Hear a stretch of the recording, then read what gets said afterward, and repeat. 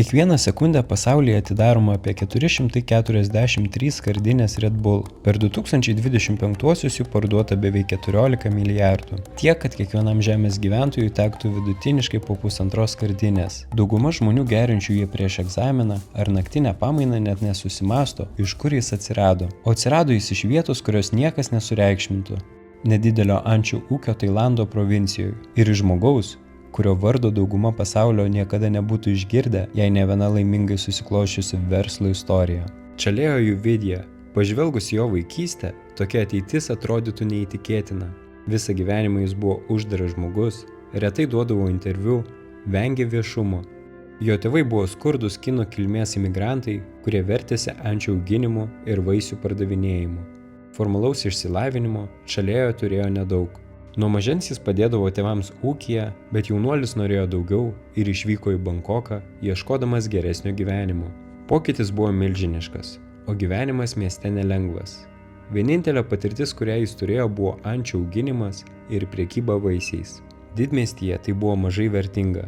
Čalėjo dirbo įvairiausius darbus, tarp jų autobuso vairuotojų ir vaistų prekybos agentų. 1962 metais jis pradėjo nedidelę farmacijos įmonę.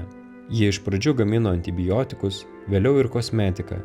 Niekas tuo metu neįtarė, kad viena šios kompanijos prekė kada nors visiškai pakeis Čalėjo gyvenimą.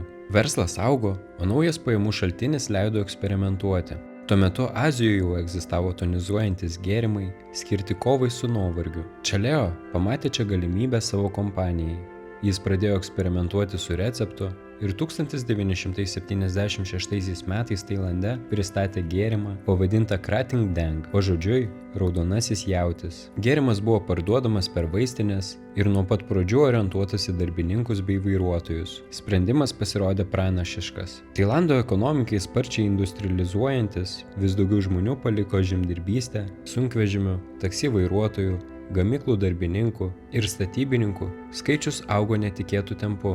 Ir būtent šiai auditorijai Krating Dang tapo tuo, ko trūko. Čalėjo pozicionavo gėrimų kaip stimuliantą, gerinantį greitį, ištvermę ir koncentraciją. Tiksliai tai, ko reikėjo išsekusiems darbininkams. Per kelerius metus Krating Dang tapo perkamiausių energetinių gėrimų šalyje. Čalėjo sūnus vėliau pasakojo, kad tėvas nuo pat pradžių suprato prekės ženklo kūrimo svarbą. Jis pirmiausiai įsitvirtino provincijos rinkose, dalindamas nemokamus gėrimo pavyzdžius sunkvežimių vairuotojams. Populiarumą dar labiau sustiprino rėmimas tailandietiško bokso rungtynių. Logotipas su 2 susirėmusiais raudonais jaučiais siekia sukurti ilgalaikį ryšį tarp gėrimo ir mylimiausio Tailando sporto. 2 atakuojantis jaučiai simbolizavo galią, raudona spalva – atkaklumą, o saulė fone – energiją. 9-ajame dešimtmetyje Čalėjo pradėjo prekiauti gėrimų tarptautiniu mastu. Pirmiausia Singapūre, paskui Honkonge, bet plėtra netrukus pasuko kryptimi, kurios pats Čalėjo greičiausiai net nesvajojo. 1982 metais Azijoje su gėrimu susipažino austrų verslininkas Dietrich Mateschitz. Jis liko sužavėtas, kaip veiksmingai gėrimas padėjo nuo laiko juostų sukelto nuovargio. Dietrichas gimė 1944 m. gegužės 20 d. nedideliam Austrijos kaimelyje Sankt Marein. Iki tol jis jau turėjo turtingą karjerą pardavimų ir rinkodaros srityje. Būdamas patyręs rinkodaros specialistas, jis iškart suprato, kad Azijoje sėkmingi tonizuojantis gėrimai galėtų tapti didelę verslo galimybę vakaruose, kur tokio produkto tiesiog nebuvo. Jis susitiko su Čalėjo ir abu sutarė bendradarbiauti. Kiekvienas investavo po $500 000, o 1984 metais gimė Red Bull.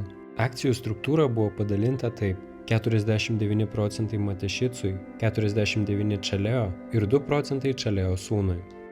Ruošiantis Red Bull paleidimui, planai nebuvo sutikti šiltai. Auditorija testavusi produktą sakė, kad gėrimo skonis neįprastas. Rinkos tyrimai vertino skeptiškai tiek gėrimą, tiek jo pavadinimą ir logotipą. Vis dėlto, Dietrichas tikėjo, kad turi rankose kažką vertingo ir tęsė savo viziją. Nuo 1984 iki 1987 metų buvo tobulinamas receptas, pozicionavimas, pakuotė ir rinkodaros koncepcija. Gėrimas buvo karbonizuotas, o buteliukas nusidažė mėlyna ir sidabrinė spalvomis. Skardinės forma ta pati, kurią atpažįstame šiandien. 1987 m. balandžio 1 d. Red Bull galiausiai buvo pristatytas Austrijos rinkai. Red Bull netapo pirmuoju pasaulio energetiniu gėrimu, Azijoje tokie gėrimai egzistavo dar prieš 2 dešimtmečius. Bet Red Bull tapo pirmuoju, kuris šią kategoriją pavertė masiniu globaliu prekės ženklu, sujungusiu rytų ir vakarų vartotojus. Lieka klausimas, kaip jiems pavyko taip drastiškai padidinti gėrimo patrauklumą. Atsakymas novatoriškoj rinkodaros strategijoje. Dietrichas nusprendė sujungti verslą su asmeninė aistra, ekstremaliu sportu, kurio tuo metu didieji korporaciniai rėmėjai beveik nesidomėjo. Nuo tada sportas, ypač toks, kuris kelia adrenaliną, tapo naujų Red Bull dėmesio centru. Du susirėmę raudoni jaučiai tapo visur matomi ekstremalaus sporto renginiuose. Pamažu Red Bull tapo sinonimu tokiems žodžiams kaip adrenalinas, energija ir nuotykiai. Nuo Formulė 1 iki futbolo, nuo snieglenčių sporto iki kalnų dviračių, prekės ženklą rasite visur. Ar prisimeni šitą šuolį, sulaukusi milžiniško dėmesio? Arba Red Bull Flugtag varžybas, kur žmonės savo paties pagamintus skraidymo aparatus be variklio paleidžia nuo rampos. Toks reginys šūkiui Red Bull suteikia sparnus, suteikia visiškai naują tiesioginę prasmę. Rengdami tokius renginius, Red Bull orientuojasi ne tik į produkto, o į pojūčio pardavimą ir taip įsitvirtina savo tikslinės auditorijos sąmonėj. Kompanijos kūrybiniai rinkodaros metodai buvo unikalūs tuo metu ir drąsa atsipirko. Abu įkūrėjai tapo multimilijardieriais. Kai 2012 metais Čalėjo mirė, jis buvo trečias turtingiausias žmogus Tailande. Jo turtas siekė $5 milijardus. Dietrich Mateschitz mirė 2022 m. spalio 22 d. Jo 49% Red Bull akcijų paveldėjo sūnus Markas Mateschicas, kuris šiandien yra turtingiausias žmogus Austrijoje. Jo turtas 2026 metais vertinamas apie $44 milijardus.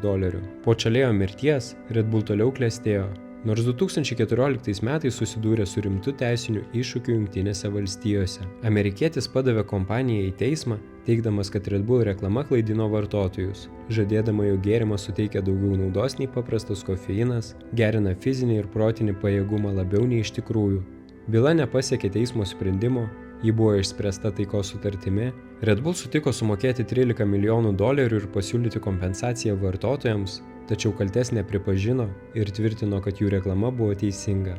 Red Bull išlieka vienu didžiausių ir geriausiai atpažįstamų energetinių gėrimų prekės ženklų pasaulyje.